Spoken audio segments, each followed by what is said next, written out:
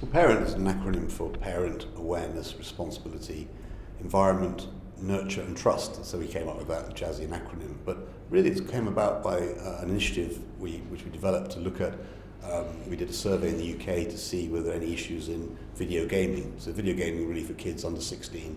None of our clients are under 18, but we felt that if we could see there's any problems that children had before they became clients of gaming companies, anything we could do to try and stop any issues with that. And with video gaming, clearly there are some issues. I mean, it can be a very isolated existence playing online, social anxiety, depression, etc., those sort of things. The amount of time kids play online, the amount of overall oversight that parents have of those kids is very limited.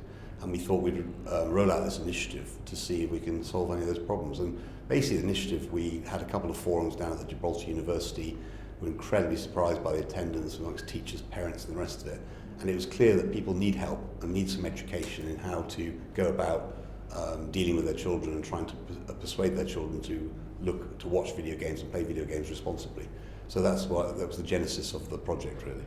Important, you say parents, educators, important I suppose to involve the adults. Absolutely, and we're very pleased to say the Gibraltar Education Department got behind this as well. So most of our people at the forums were parents and teachers. So yeah, absolutely, it's the adults. It's the adults who set the examples, the adults who need to actually persuade their children. If they perceive there's a problem, and most children won't have a problem, but if they perceive there's a problem, as children are playing too long online. Our survey showed, for instance, in the holidays, that the average child between 7 and 16 is online for 4 hours a day. Not necessarily playing online, that could even go up to seven hours with some kids.